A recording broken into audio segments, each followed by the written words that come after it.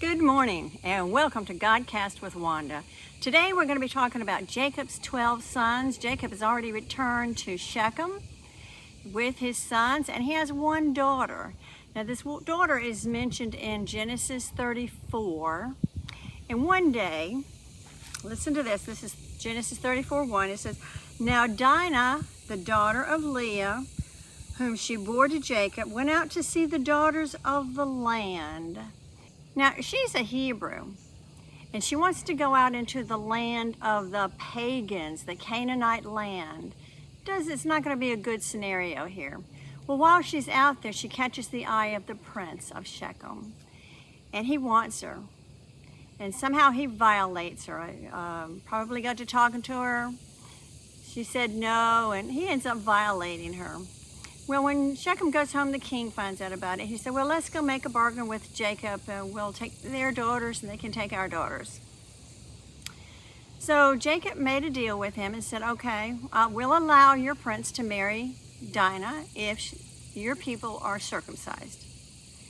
And the prince said, well, okay, we'll do that.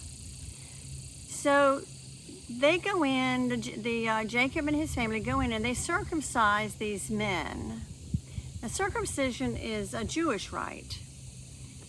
So, and usually they're circumcised on the 8th day when they're babies, but can you imagine being circumcised when you're older? You're going to be in a lot of pain for a lot of weeks. So during their pain, it tells us in chapter 34 that Levi and Simeon were so mad over the fact that they had raped their sister, they went in and killed all of them. Well, when Jacob heard this, he said, what have you done? What have you done? Now I've got to move. They're going to be after us. They're going to kill us. So what he does is he packs up his family and they move to Bethel, which is not that far. It's about 5 miles down the road. But God put fear in the town of Shechem not to do anything. So they left them alone. Okay, so now Reuben is the firstborn. And he ends up sleeping with his father's concubine. Big sin, big sin. So now we've got Levi and Simeon that have shed blood. We have Reuben, who is the firstborn, gets the firstborn blessing, but he sleeps with his father's concubine. He's not getting the blessing. So next in line is Judah. So we're going to find his story in chapter 38 of Genesis. And let me read to you that just a little bit here at the beginning of Genesis, starting 1. It says, it came to pass at that time that Judah departed from his brothers. So he's left Bethel and visited a certain Adullamite whose name was Hiram.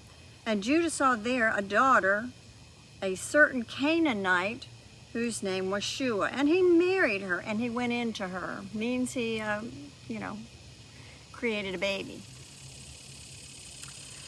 So she conceived and bore a son, and he called the first son She conceived again and bore a son, and she called his name Onan. And she conceived again and bore a son, and called his name Shelah. And he was at Chezib when she bore them. Now, what is wrong with this story? What is wrong?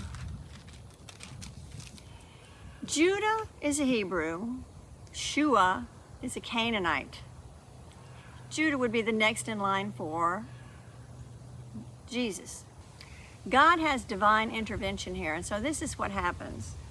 Continuing on in verse 6, it says, then Judah took a wife of for his firstborn, and her name was Tamar. Tamar was a righteous woman, okay? But was so evil, God ended up killing him. So the Hebrew law says that if there are no heirs from the first son who died, the wife goes to the second son. And if she gets pregnant, if she has a baby and it's a boy, he becomes the heir. So she goes into the second son. He spills his seed. God's not happy. God kills him. So the third son is underage. And Judah tells her, he says, you go home to your father's house. When he comes of age, I'll send him to you. So she goes, and years have passed now. Years have passed. She's been wearing the widow's garb. He doesn't send him. So he's gone to a different land. His wife has died. He's with the herd of the sheep and the goats, and he goes into town by himself. And Tamar dresses as a prostitute and sits by the well. And he comes up to her and he bargains with her to have a night's sleep. And she says, well, what have you got to offer me? And he says, well, I have nothing with me, but I can send it tomorrow. She says, well, let me have your staff and your belt and your seal. He says, okay. So they sleep together. She gets up early the next morning and she leaves. She gets her widow's garb back on, goes back to her father's house. So 3 months later, Judah finds out that Tamar is pregnant. And he is so outraged. He said, bring her out and burn her. Well, she plays it cool and she says, take these things to Judah and tell him that the father of my child belongs to the staff, the belt, and the signet. Was she smart? Oh yes, she was very smart. When Judah finds this out, he says, oh no, no, no, she is more righteous than I am. Let her be. Well, the Bible tells us that she has twins. She has Perez and Zerah. And Perez becomes the line of Jesus, okay? It says also that Judah never marries again, and neither does Tamar. So they're legally husband and wife. So now he's married to she is not a Canaanite. She's a Hebrew. She's a Hebrew through Shem, through Eber. She's a descendant of Eber. You'll have to look that up. I don't have time right now, but she is a descendant through Eber. You will find that through the Jewish writings.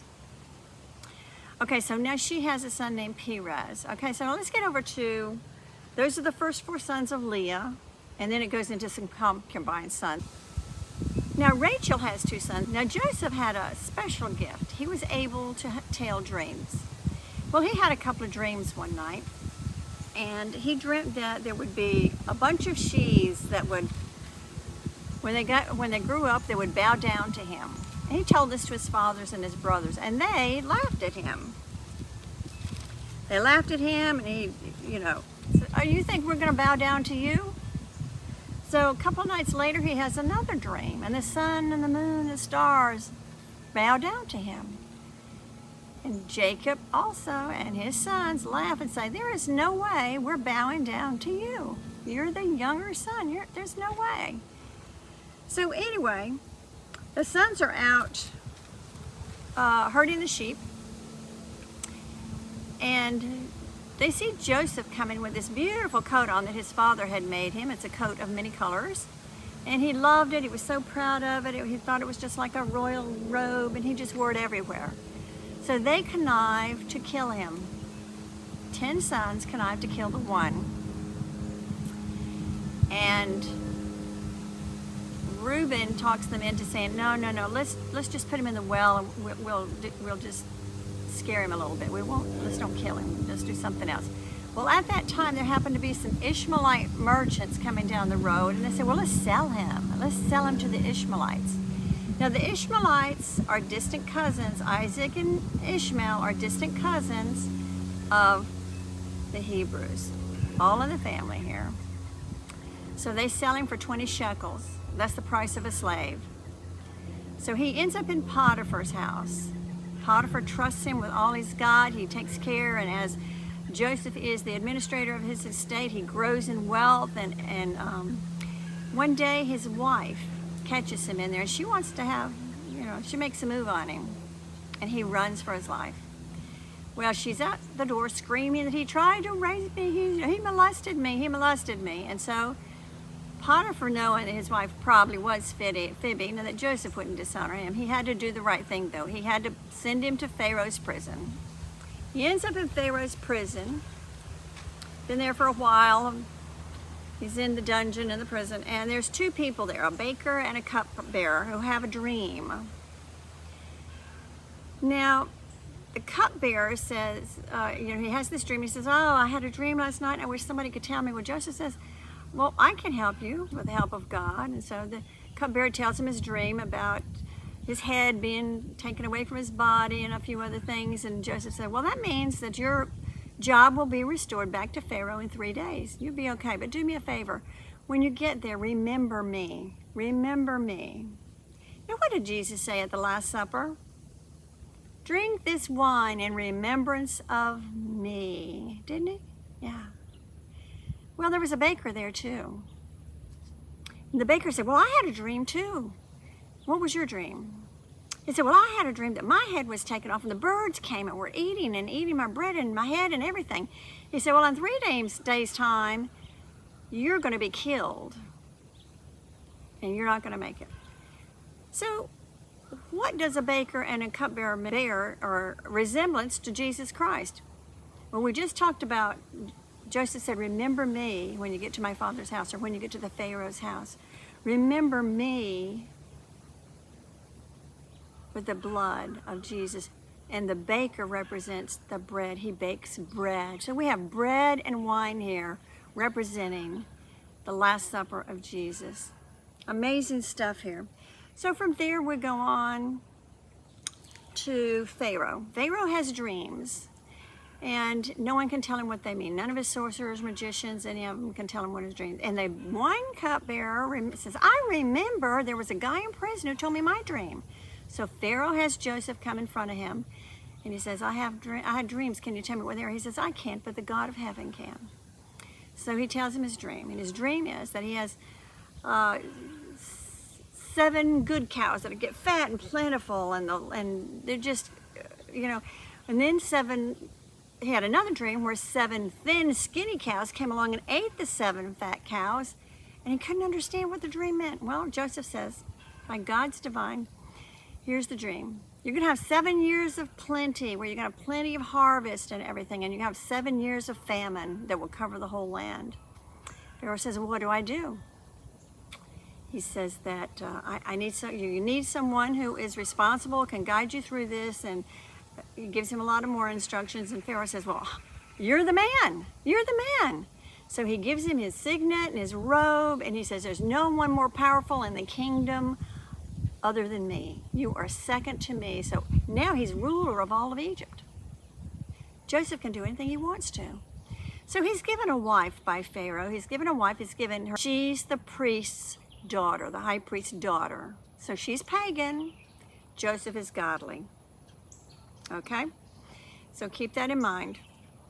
7 years of plenty come, and they store up the grain. The 7 years of famine come, and it's all over the land. It even reaches Bethel, where Jacob and his families are. So he sends his son to Egypt, knowing that they've got food. With money, he's going to pay for it. And Joseph recognizes his brothers. And he gives them the grain. His heart's broken, but he wants to keep one of the sons with him. And then he sends back, he says, you have other brothers at home? He said, we have a baby brother. Because Joseph is concerned about his baby brother. Did they kill him too? So he said, well, I want to see him. I want to see your brother. So they have to go back and tell their father. Jacob is heartbroken that they're going to take Benjamin too, because he's the last son of Rachel. He loves him. So finally he ends up sending Benjamin, and he's going to keep Benjamin. He says, I'm keeping Benjamin until you bring your father and everybody up here. So they cried, and they said, no, you can't take Benjamin, you can't take Benjamin, you can't take Benjamin. So he finally reveals to the brothers who he is. And he's crying his heart out, and they're crying, and it's really a beautiful story. You've got to read the story of the brothers in Egypt. In chapter 42, it tells us that they had a reunion. Joseph reveals who he is. He brings all the brothers out, and he feeds them a big feast, and they're all just overwhelmed. They couldn't believe it. They couldn't believe it that he's alive. He said, go back and tell my father. Go back and tell my father that I'm here. Tell him I'm alive. And they were terrified, because they thought, well, he's going to kill us now. He's going to kill us. He has the right to kill us. He says, no, I'm not going to harm you. I love you, because what you chose for evil, God chose for good. God used me to get everyone through this. So his twins go home, and they come back with their father, and there's a happy, beautiful reunion. And they end up living. 70 people come from Bethel, live in Egypt, and they set them down in a sheep herders community, and they live there. Now Jacob is getting old. It's time for him to give the blessing. Joseph has 2 sons, Manasseh and Ephraim. Now Manasseh is the older son. He should get the blessing, but this is going to be a divine selection from God. He goes to give the blessing, and he crosses his right hand. His right hand should be on the older son, left hand on the younger son. So he crosses over his hands to Ephraim him Manasseh. And he gives half of the blessing, and Joseph says, no, no, no, Father, this is the older son, the younger son. You need to bless the older son. He says, no, son, I know what I'm doing. So he blesses him, and in chapter 48, let's go there real quick. The wind is really blowing today. So let's go there. Oh, this is so important. You have to understand these two blessings, the blessing of Joseph and the blessing of Judah. This is what makes up Israel and her people. So he blesses Joseph. And this is what he said. This is found in 48 and verse, let me start with verse 12, okay? So Joseph brought them from beside his knees, and he bowed down with his face to the earth. And Joseph took them both, Ephraim on his right, with his right hand toward Israel's left hand, and Manasseh with his left hand toward Israel's right hand, younger son, older son, and brought them near him. And then Israel stretched out his right hand and laid it on Ephraim's head. He's the younger, who was younger, and his left hand on Manasseh's head, guiding his hand knowingly, for Manasseh was the firstborn. So Manasseh is not getting the blessing of the firstborn here. And he blessed Joseph and said, God before whom my fathers Abraham and Isaac walked, the God who has fed me all my life to this day, the angel who has redeemed me from all evil, bless the lads. Let my name be named up on them, and the name of my fathers Abraham and Isaac, and let them grow into a multitude in the midst of the earth. Okay, by this time, Joseph realizes that you've blessed the younger son. You haven't blessed the older son. And he says, it's okay, it's okay. And so we find in verse 20, so he blessed them that day, saying, by you Israel will bless, saying, may God make you as Ephraim and Manasseh. Ephraim first, Manasseh second. And thus he said, Ephraim before Manasseh. What does this mean? He just gave the blessing of the firstborn to Ephraim, the younger son of Joseph. Well, Joseph had already gotten his blessing on earth. He was taken care of for life. He's under Pharaoh. He's going to be taken care of for life. So you've gotten your blessing here. So I'm going to take your sons as my son. I'm going to give them the blessing. Anything after this, any sons you have after this are your sons. So Ephraim is going to become the land of Israel. You take my name, Israel, forever and ever. Okay, let's see what Judah's blessing is. Now Judah gets G blessing. Let's see what that is. That's going to be found in 49, and we're going to start up here with verse 8, okay? It says, Judah, you are he whom your brothers will praise. Your hand shall be on the neck of your enemies. Your father's children shall bow down to you. Judah is a lion's whelp.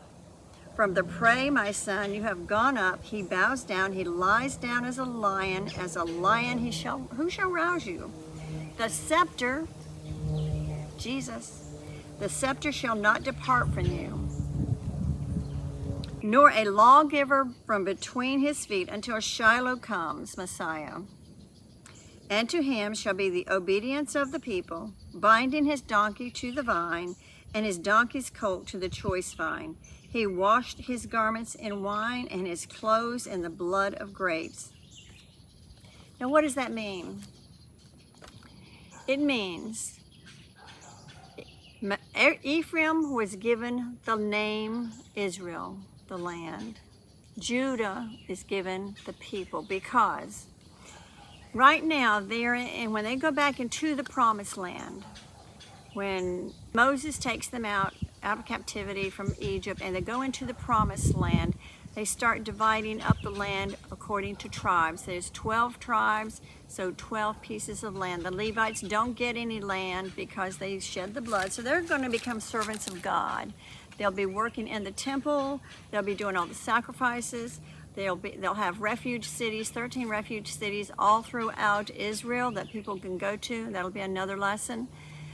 But Israel divides into two nations. We have the northern 10 tribes, known as northern Israel, and we have the southern 2 tribes, that's Joseph and Benjamin, known as Judah, okay? The northern 10 tribes are captured by the Assyrians. They're taken out, they're blended in, they become a mixed race, they become part of the Samaritans. Now, Judah lasts another 150 years because they had a good king named Hezekiah, and that's another lesson. So they end up getting captured by the Babylonians. The land is still there. Nothing's happened to the land, and everybody will call it Israel forever. But they lose the land of Israel when they're captured by the Assyrians. And it goes back into the hands of 1948, May 14th, 1948, Israel becomes a nation again. It's the only nation in the world that was a nation, ceased to be for 2,600 years, and now is a nation again. So Judah becomes the people, the Jews. Ephraim becomes the land, the name Israel. Very important to understand the blessings. Very important to understand the tribes. From here on out, we won't be talking good son, bad son. Here it's going to be tribes. Know what tribe everybody is from. That is so important. This is going to be the end of the Genesis study. After this, everybody is so interested in prophecy, I'm going to start Daniel. Daniel will be my next lesson, and I hope and pray that you stay tuned. And do me a favor. Share this message. Let's share the gospel together. Subscribe so you know when I put out lessons or little tidbits, and like so that we can get everyone out there to know the Word of God. That's my wish. If I had one wish to make, it would be that the gospel would be spread throughout the world. And it will be one day. Revelation tells us that. So please share this message.